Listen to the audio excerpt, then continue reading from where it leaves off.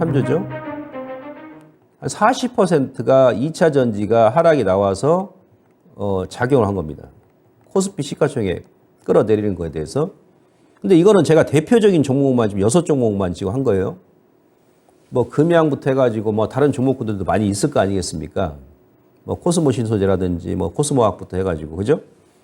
그들 종목까지 따지면은 뭐 이번 하락이 한 50% 가까이는 2차 전지가 하락을 주도했던 그런 주범이다. 이렇게 보시면 될 것 같습니다.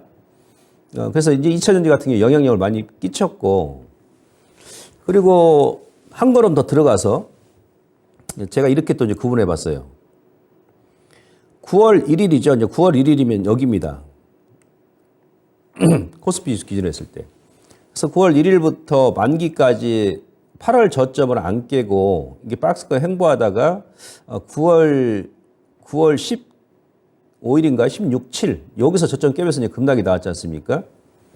그래서 이제 9월 1일부터 10월 27일까지 요 주가가 이렇게 이제 급락이 나왔는데 코스피가 요 구간에서 외국인들이 2차 전지 대표 종목군들을 얼마를 매도하는지 지금 보니까 뭐 LG 에너솔루션은 8,500억, 포스코홀딩스 7,200억 이런 식으로 쭉 매도를 해가지고 6종목을 요 6종목만 요 구간에서 3조 1,000억을 매도를 했습니다. 3조 1,000억. 근데 외국인들이 9월 1일부터 지난 주말까지 코스피 전체 매도한 금액은 3조 5천억이에요. 3조 5천억 중에서 2차 전지만 3조 1,000억을 때려버린 거예요. 얼마? 85%를 때려버린 거예요. 85%를 전체 매도한 금액 중에서 2차 전지, 그것도 이 6개 종목에서만 폭탄 투하를 해버린 거죠. 그러니까 다른 쪽은 실질적으로 때린 게 뭐 한 5천억 미만이라는 얘기입니다. 요 기간에 이제 다른 또 2차 전지 후발 종목권까지 따지면은 제가 한 90% 이상 된 거예요. 그러니까 2차 전지만 때렸다는 얘기, 2차 전지만. 2차 전지 때리고 그 중간에 또 선물 좀 매도해가지고 다시 한번 빼버리고. 그리고 지난주 같은 경우는 또 시장 이제 뭐 선물 때릴 게 없으니까 하이닉스 그냥 때려버리고 반도체. 삼성전자 또 눌러버리고. 그리고 이제 그 뭡니까? 뭐 다른 종목군들. 현대차 같은 경우, 뭐 기아차 같은 경우도 그동안 박스권 버티다가 실적이 3분기 영업이익이 기아 같은 경우는 무려 한 270%가 증가를 했음에도 불구하고 주가를 그냥 밀어버리죠. 오늘까지도. 현대모비스도 마찬가지고. 그러다 보니까 그들 종목군들도 밀어버리니까 더 밀어버리죠. 아무튼 2차 전지가 거의 한 85%. 여기 지금 이 대표 종목만. 그래서 이제 지수는 이제 하락을 유도했다. 거기다 선물 매도. 근데 이번 뭐 지난주 중반 이후에는 외인들 그 선물 매도가 크게 안 들어오고 장중에 선물 17,000계약까지 종가 전까지 매도하다가 장 막판에 또 매도 물량 확 줄여버렸죠. 지난주 같은 경우는 3일 동안. 자, 그 다음에 이제 뭐냐면은 요거 이제 6월달, 아까는 이제 9월 1일부터 10월 27일까지고 6월달부터 지난주 10월 27일까지 외인들이 이제 2차 전지 매도한 금액을 제가 뽑아봤는데요. 이제 제가 왜 6월 1일부터 잡았냐면 앞서 제가 이제 월별 수급 분석 이 보고 드렸을 때 외인들이 5월 달까지는 계속 매수를 하다가 6월부터는 이제 본격적으로 지금 5개월 동안 계속 매도를 했잖아요. 원래는 6월 중순부터 매도를 했는데 여러분들 뭐 이해하시기 편하게 6월 초부터 제가 잡은 거예요. 6월부터 매도를 했으니까 기준점을. 그래서 이제 6월부터 얼마를 매도했는지 한번 보겠습니다. LG 에너솔루션이 1조 2천억, 포스코홀딩스가 5조 6천억이에요. 가장 많죠? 2차 전지 관련 종목군 중에서. 아마 역대 최대로 매도됐을 겁니다. 특히나 7월 26일인가요? 그때가 2차 전지가 최고점 찍었을 때 그날하고 그 다음날 외인들이 이 포스코 이 한 종목만 포스코 종목이 상장일에 가장 많은 물량을 매도했을 겁니다. 그러니까 1년 전체 누르게 따지면 아마 포스코 홀딩스만 10조 가까이 될 겁니다. 1월부터 따지면. 아무튼 그 삼성 SDI 같은 경우도 한 1조 원 때렸고 LG화학도 한 1조 5천억, 뭐 퓨처엠이 2천억, SK이노베이션이 3,700억. 요 6종목만 6월 1일부터 요 구간부터 지금 10월 27일까지 한 5개월 가까이 지금 매도한 금액이 합계가 지금 10조 원입니다. 10조. 10조 원이에요. 6종목만. 근데 요 기간 동안 외인들이 코스피 전체 매도한 금액은 얼마입니까? 7조 5천억이죠. 전체 매도한 금액 7조 5천억인데 2차전지 요 6종목만 10조 원을 때려버렸어요. 그러면 실질적으로는 다른 종목은 매수했다는 얘기예요. 2조 5천억이. 물론 이게 이제 뭐 하이닉스하고 삼성전자가 이제 대표적입니다만은 뭐 현대차도 마찬가지고. 아무튼 요 6월부터 27일까지 외인들이 실질적으로 코스피에서 7조 5천억을 때렸는데 2차전지 6종목은 10조 원입니다. 그러니까 다른 거는 지금 실질적으로 우리가 지금 수급을 보더라도 다른 종목군들이 예를 들어서요. 보면은 외인들이 좀 많이 때린 게 없어요, 사실은. 기관 쪽도 그렇고. 얘네들이 시총이 뭐 그 당시에 9월 초까지만 하더라도 15% 작용하다 보니까 이렇게 이제 폭탄 투하해버리니까 다른 2차전지 후발 종목 다시 밀려버리고 그러면서 이제 지수를 또 이제 하방 또 선물 때리니까 다시 또 밀어버리고 그러다 보니까 지수가 좀 계속 대밀리고 저점을 깨버리고 그 와중에 여기서 10월 10일 날 저점 찍은 줄 알고 급반등이 나왔잖아요. 근데 여기 또 영풍재지 또 반대 매매가 사상 최대 금액이 출회되면서 또 다른 또 개인 투자분들 신용까지 유발시키죠. 지난 시간에 공부했습니다만 영풍재지 보유하셨던 분들이 딱 그 종목 한 종목만 몰빵 들어가지 않았을 거 아니겠습니까? 안 그래도 10원 한 장 지금 귀한 그런 수급 구간에서 그 담보 비율 채우려고 다른 종목 집어 던지고 영풍재지 물렸던 분들이 주식 담보대출 받고 그다음에 다른 종목 던져가지고 또 담보 비율 채워야 되고 거기서 또 2차전지 또 한 번 더 밀어가지고 더 밀어버린 거죠. 이렇게 해서 지금 시장이 밀었던 거예요. 그러니까 제가 봐서는 지금 현재 이 수급 구조로 봐서는 뭐 거의 뭐 2차 전지만 때렸다. 이렇게 일단 이해하시면 되고. 그럼 이제 문제는 뭐냐면 아까 제가 여기서 먼저 2차 전지가 이제 결론은 뭡니까? 그러면 2차 전지 때 밀었기 때문에 2차 전지가 이제 기술적으로 우선은 지금 3개월 이건 2차 전지 K 누지 지수입니다.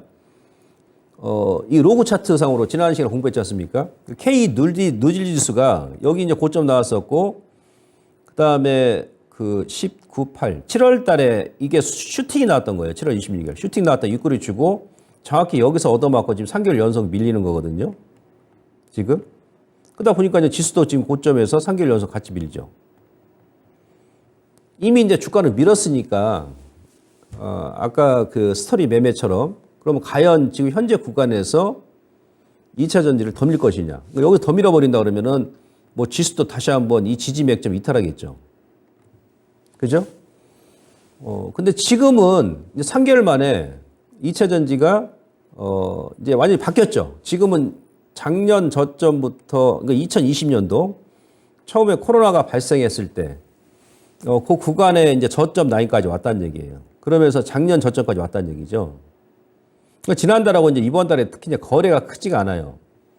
그리고 이제 수급적으로 보더라도 지금 가격에서는 개인 투자자분도 물리고 기관 외인들도 평균 가격이 제가 보니까 대부분 다 물렸어요. 여기서 뭐 기관들도 그렇고 외인들이 막 수익이 좀 많이 난 상태도 아직도 더 밀겠죠.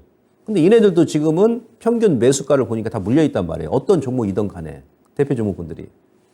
확률적으로 여기서 더 밀지는 않겠죠. 더 크게. 막말로 급반등이 나오지 않는다 하더라도 다음 달 가게 되면 확률적으로 보게 되면 왜?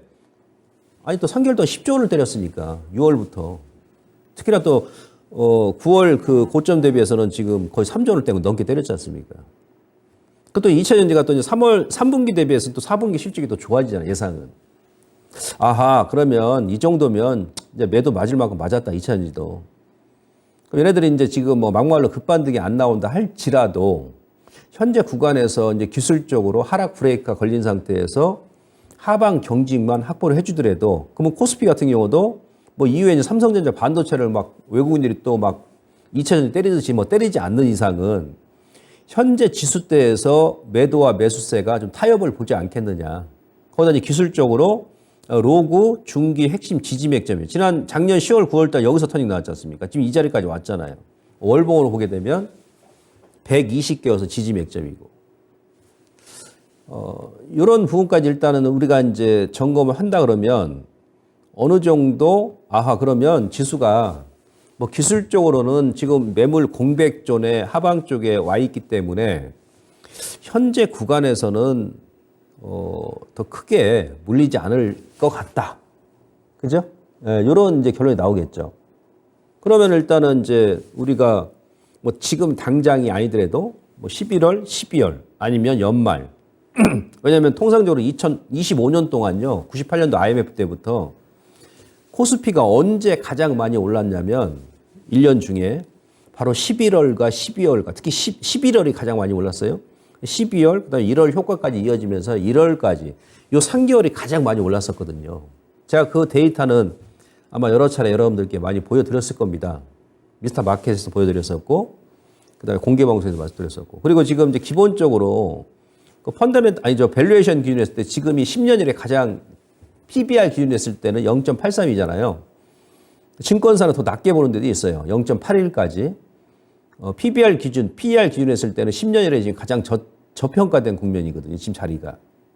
그거까지 고려했을 때는 이후에는 이제 추가 급락보다도 하락보다도 뭔가 이제 좀 반등을 모색할 확률이 높다라는 결론이 나오겠죠. 자, 그러고 나서 이제 우리가 또 뭘 봐야 되겠습니까? 다른 이제 수급적인 부분하고 아울러서 이제 그 재료 부분, 다 선반영된 부분은 어느 정도 왔고 기술적으로 이제 맥점까지 왔잖아요. 그럼 경기가 지금 좋아질 것이냐? 주가 올라가려면 경기도 우선 기본적인 게 대한민국 경기가 좋아져야 될 거 아니겠습니까? 경기 쪽 한번 보자는 말이에요. 요거는 이제 OECD에서 발표하는 그 선행지수입니다. 선행지수. 맨 아래가 우리나라 경기 선행지수고 빨간색 중간이 이제 G20 국가. 그다음에 맨 위쪽이 이제 이거 중국이죠. 4월 달에 이제 경기 선행지수 저점이 나왔거든요. 그래서 보통 이제 우리나라 통계청에서 발표하는 것보다도 OECD에서 발표하는 게 좀 빠릅니다. 한 달 정도. 근데 이 경기 선행지수가 이것도 마찬가지예요. 과거 몇 수십 년 동안에 그 데이터를 보게 되면 이 경기 선행지수라는 놈은 한번 고점에서 하방 쪽으로 이렇게 방향을 딱 꺾어버리면 단기간에 다시 또 이렇게 반등 나고 그러지 않습니다. 최소 뭐 1년, 그 다음에 평균적으로 한 30개월 이상 올라갑니다. 방향 싹 결정나면 밑으로 그냥 빠진다든지 아니면 또 이제 쭉 빠지다가 한 2년 만에 이제 저점 찍거나 이렇게 상방으로 딱 방향이 나오지 않습니까? 지금 상방으로 올라왔지 않습니까? 최소한 10개월 이상, 짧으면 1년 이상, 길면 30개월까지 평균치 이런 식으로 막 굴곡 이래대로 올라간다는 얘기예요. 지금까지 그래 왔어요. 그러면 지금 뭐 4월 달에 이제 방향이 완전히 상방 쪽으로 나왔으니까 적어도 확률적으로 보게 되면 미국 경기가 내년에 막말로 뭐 중국도 마찬가지로 고꾸라지지 않는 이상은 우리 경기도 계속 우상향 기조를 이어갈 것이다 라는 그런 확률이 높겠죠. 자, 그리고 이제 제조업 PMI 같은 게 마찬가지예요. 우리는 이제 수출이 거의 한 45%니까. 그래서 제조업 PMI하고 코스피하고 동일하게 움직이거든요. 작년 같은 경우도 여름에 6월 달에 기준치 50 이하로 뚝 떨어져 버리니까 작년 5월 달, 6월 달 지수가 급락이 나왔던 것이죠. 그러면서 48 이하로 이제 안 꺾입니다. 먼저 주가 이제 반영되고 이제 9월 달까지 2650까지 올라왔었던 것이고, 그 하반기 가게 되면 이제 우리나라 제조업 지수가 그러니까 이번 달이 딱 저점이에요.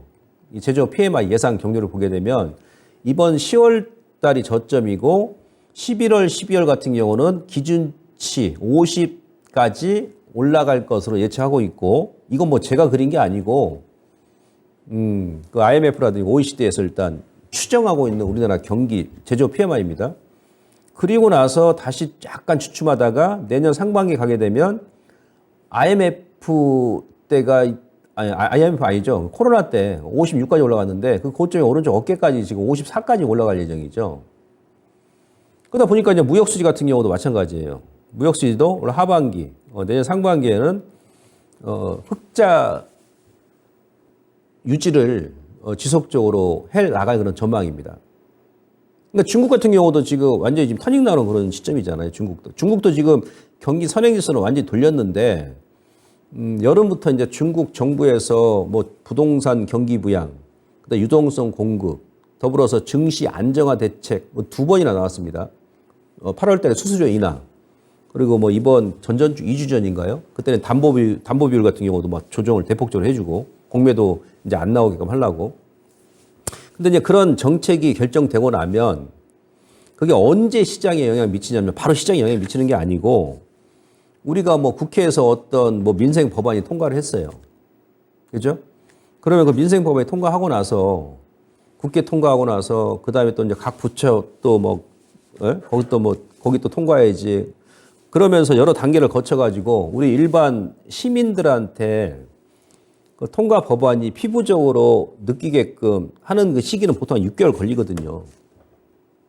바로 그 다음 날 뭐 국회 법안 통과했다 가지고 우리 저 국민들이 바로 이제 그 법안에 대해서 통과한 법안에 대해서 바로 그냥 피부적으로 그 다음 날 느끼는 게 아니잖아요. 그러니까 정책도 마찬가지예요. 중국이 여러분들 그 8월 달부터 본격적으로 경기 부양하고 유동성 공급하고 금리 인하하고 또 유동성 추가로 공급하고 증시 안정화돼서 나온 게 지금 그러니까 7월부터죠. 8, 9, 10 이제 3개월 지났지 않습니까? 제가 봐서는 이제 연말 정도 가게 되면 그런 정책 효과가 중국 시장에도 반영이 됩니다. 뭐 경제에도 마찬가지고, 뭐 내수 경제, 수출 경제 마찬가지고, 그다음에 또 증시에도 마찬가지고, 그럼 우리 시장도 영향을 받겠죠. 그래서 적어도 이제 지금보다 경기가 더 고꾸라지지 않을 것이다라고 볼 수 있겠고요. 근데 물가가 지금 가장 문제잖아요. 물가인데 어제 보니까는 뭐 주말에 미국 그 PCE 지표가 예상치대로 나왔습니다. 전월에는 작년 대비해서 3.9% 증가했는데 이번에 발표한 거 시장 예상치 부합했죠. 3.7이 나왔잖아요. 그래서 우리나라 그 헤드라인 소비자 물가 지수도 지금 10월까지는 일시적으로 이제 반등이 나오는데 11월부터는 다시 한번 이렇게 주춤할 예정이죠. 그래서 내년 상반기 가게 되면 연준에서 목표하고 있는 소비자 물가 지수가 우리나라 같은 경우도 2%까지 낮아질 것이고 미국도 지금 그런 상황이에요. 특히 이제 중요한 것은 이제 그 에너지하고 식품 가격을 뺀 근원 소비자 물가 지수인데 근원 소비자 물가 지수도 얘는 지금 계속 우하향입니다. 그래서 근원 소비자 물가 지수도 내년 상반기로 가게 되면 물가가 상당히 좀 안정화될 가능성이 높다. 이게 이제 우리만 그런 게 아니고 미국도 지금 마찬가지라는 얘기죠. 일시적으로 이제 계절적인 요인 때문에 기적 반등 나올 수 있는데 중기 추세는 여전히 물가 안정화되는 그런 추세고 지금 유럽 같은 경우도요. 유로존 그 국가가 지금 20개 나라잖아요. 20개 나라. 근데 영국이라든지 뭐 독일 같은 경우는 아직도 특히 영국 같은 경우는 지금 소비자 물가 지수가 인플레이션 지수가 아직도 뭐 7% 이상이 될 겁니다. 그리고 프랑스라든지 독일 같은 경우도 지금도 뭐 5%, 6% 이상 되거든요. 근데 그리스 같은 경우는 같은 유로존 내에 있는 국가입니다만은 지금 소비자 물가 지수가 작년에 그리스도 한 10%까지 급등이 나왔다가 지금은 1.6% 지난달에 보니까 그리스는 1.6%까지 확 낮아져 버렸어요. 그러니까 지금 유로존 내에서도 평균치는 지금 아직도 한 6%, 5% 이상인데 그 20개 나라 중에서도 몇몇 나라 같은 경우는 2% 미만으로 이미 떨어져 버렸어요. 그러니까 그 유로존 내에서도 여러 가지 지금 불만이 많이 있죠. 그리스 같은 경우는 아니 우리는 지금 물가 지수가 1.6%까지 낮아졌는데 너희들 때문에 지금 고금리 막 유지해가지고 경기가 더 안 좋지 않나 이거죠. 예, 이렇게 얘기하는 거거든요. 그래서 아마 이런 부분도 좀 조절해 나가지 않겠나 이렇게 지금 판단이 되고요. 그 다음에 이제 우리가 이제 유동성을 봐야 되겠죠. 주식에서 가장 중요한 것이 통화량 아니겠습니까? 통화량. 주가가 이제 작년에 이제 계속 밀었던 이유는 뭐 금리 인상 부분도 이제 결정적인 작용했습니다만 금리 인상 부분이 지금 본원 통화량 보게 되면은 작년부터 해가지고 올 연초까지 많이 꺾였었지 않았습니까? 코로나 때는 본원 통화량이 2019년도 이후에 코로나 이후에는 거의 뭐 2020년도 중간까지는 계속 막 증가를 했었습니다. 그죠? 작년 연말까지 증가를 했다가 이제 뚝 떨어지고 나서 7월부터는 이제 급속하게 증가를 합니다. 서서히 8월 때 잠깐 주춤합니다만 아마 하반기에 늘어날 것으로 보고 있고요. 중요한 것이 에만, 그 협의 통화량 같은 경우도 8월 달은 좀 주춤했는데 여기 보세요. 작년에 그 협의 통화량 같은 경우도 2022년도 그러니까 2분기부터 통화량이 급격하게 감소하면서 요것도 이제 그러니까 시장의 유동성을 확 빨아들였지 않습니까? 금리 인상하면서. 그러니까 통화량이 감소하면서 당연히 유동성이 줄어들다 보니까 주가는 조정이 나올 수밖에 없고 이게 이제 2분기까지는 그러니까 감소폭은 계속 이렇게 줄어들면서 3분기 그러니까 7월부터는 급격하게 늘었다가 8월 달에 잠깐 주춤하고 이게 하반기에 아마 다시 증가를 할 겁니다. 왜냐하면 우리 같은 경우도 금리가 지금 한국은행 기준금리가 3.5%로 지금 10개월 가까이 지금 동결이잖아요. 1월 달까지 오르고 계속 동결로 나가지 않습니까?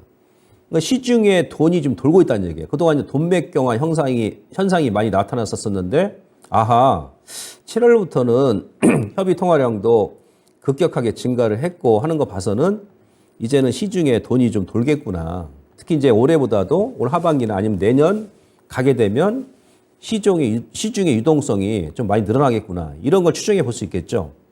강의 통화량도 맞아요. 강의 통화량 같은 경우는 2분기 중간부터 해가지고 6, 7, 8월까지 3개월 연속 증가를 하고 있습니다. 코로나 때는 지금 엄청나게 많이 증가를 했었고요. 이때는 이제 뭐 부동산이고 뭐고 하다 보니 비트코인부터 해가지고 주식도 마찬가지고 명품, 중고 명품 물품까지 다 올라갔잖아요. 그게 이제 확 줄었다가 시장 조정 나오고 나서 2분기 중후반부터 강의 통화량도 많이 증가하고 있고 아울러서 이제 금융기관 유동성도 지금 많이 증가를 하고 있습니다. 전체적으로 지금 통화량도 많이 증가를 하고 있기 때문에 지금보다는 주식시장의 유동성 환경도 좀 많이 나아질 것이다. 이렇게 볼 수 있겠고요. 그러고 나서 이제 우리가 시가총액 비율을 보는 거예요. 아, 그래? 그럼 다 좋아지고 있는데 주가 지금 비싼 거야, 싼 거야? 이게 중요한 거 아니겠습니까? 저런 지표가 좋아진다 하더라도 주가 비싸버리면 안 되잖아요. 자, 이것도 지난 시간에 공부했죠. 작년 10월 달에는 GDP 대비해서 시가총액 비율이 86.1%에서 올해 10월 달 같은 경우는 더 줄었을 겁니다. 89%까지 줄었어요. 그러니까 작년 10월과 지금 한 3% 차이 나는데 우리가 이제 그 명목 GDP가 작년에 2060조가 됐거든요. 우리나라. 보통 이제 명목 GDP 대비해가지고 코스피 시가총액이 몇 %까지 내려오느냐 아니면 올라가느냐에 따라서 저평가다, 고평가다 얘기할 수 있겠죠. 기준이 100이니까. 그죠? 지금 이제 90% 올해 90% 미만으로 낮아 있기 때문에 우리나라 지금 코스피는 적어도 이 시가총액 비율만 보더라도 현재 지수 때는 최소한 10% 이상 이제 저평가 구간에 접어들었다는 얘기예요. 저평가 구간에. 10%다 그러면 우리가 이제 지수로 만약에 환산한다 그러면 한 300포인트 정도. 그러니까 소위 얘기하면 지금 2300이니까 최소한 2600, 2700은 가야 그게 현재 우리나라 코스피 적정 주가라는 얘기죠. 이거는 제가 지난 주에 미스터 마켓에서도 다른 지표를 더 보여드리면서 여러분들께 제가 말씀드렸으니까 그거 참고하시면 될 것 같고요. 자, 그러고 나서 일단 그러면은 이제 악성 뭐 신용 매물이라도 이번에 많이 밀었으니까 주가가 뭐 고객 예탁금이나 주변 지표를 또 확인해야 될 거 아니겠습니까? 우리가 그냥 통상적으로 사실은 우리 그 개인 투자자분들께서는 뭐 직장 생활도 하시고 뭐 자영업 분자 같은 게 바쁘시잖아요. 그러니까 저처럼 뭐 이런저런 데이터를 못 보지 않습니까? 그러다 보니까 이제 우리가 이제 방송하는 내용을 보시고 많이 참고를 하실 텐데요. 저 김목만이는 있는 데이터 그대로 여러분들께 제가 보고를 드리는 거예요. 그대로. 주식은 누구도 믿을 수가 없습니다. 그러나 이제 이런 지표, 이런 데이터를 보고 우리가 판단하는 것이죠. 적어도.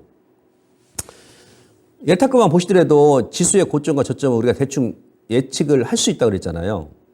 그동안 이제 수십 년 동안 그렇게 움직였으니까 예탁금이 저점일 때는 주가가 다수의 이제 시차는 있어요. 보통 저점이 나옵니다. 이번에 이제 고객 예탁금 보니까 지금 48조 원 정도 되는데요. 예탁금이 지금 이렇게 이번 9월달, 10월달부터 이렇게 밀 때 지금 쓰리바닥이 나오더라고요. 쓰리바닥. 그러니까 48조 원 밑으로는 더 주저앉지는 않더군요. 그게 또 이제 그럴 것이 아까 제가 그래서 미리 유동성에 대해서 이렇게 보고 드린 거 아닙니까, 이거. 뭐 강의 통화량, 뭐 협의 통화량, 그다음에 본원 통화량, 그다음에 금융기관 유동성 증가율. 예탁금도 조금씩 증가한다, 오히려. 최근에 지수 빠졌을 때. 요건 이제 긍정적이죠. 그리고 예탁금이 이제 쓰리바닥 나왔으니까 여기 다시 한번 이렇게 꼬꾸라지지 않을 거란 얘기죠. 자, 신용 같은 경우도 지난 4월 24일 날 고점이었을 거예요, 여기가요. 코스피가. 이때는 한 2조 원 정도 감소했어요, 2조 원 정도. 2조 원이면 작게 감소한 게 아니거든요. 양시장 포함해가지고. 지금 보니까 9월 8일 날, 7일 날이 신용이 고점이었거든요. 9월 8일 날, 이 정도 아마 될 겁니다. 예, 그 기간에 코스피는 한 1조 한 3천억 정도. 코스닥은 여기서 1조 한 6천억 정도 감소했어요. 그러니까 코스피, 코스닥 포함해가지고,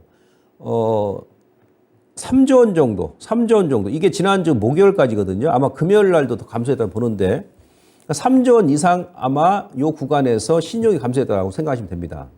3조 원 정도. 그러니까 이제 고점 대비해서 신용이 아까 한 15% 정도 감소를 했어요. 보통 이 당시가 작년에 막 6월 달하고 작년 9월 달에 무식하게 밀었을 때 그때는 한 20% 조금 안 되게 밀었을 겁니다. 근데 지금은 작년 상황이 아니잖아요. 그러면 코스닥 같은 경우는 시가총액이 고점에서 7월 고점 대비해서 한 15% 밀었고 신용도 한 15% 밀었기 때문에 이 정도면은 어느 정도 악성 매물도 좀 나올 만큼 나왔다. 그리고 이 신용만 지금 민 게 아니에요. 신용만 기본 3조 원 이상 되고 신용이 3조 원이다 보면 스탁론 최소한 1조 원 이상 되거든요.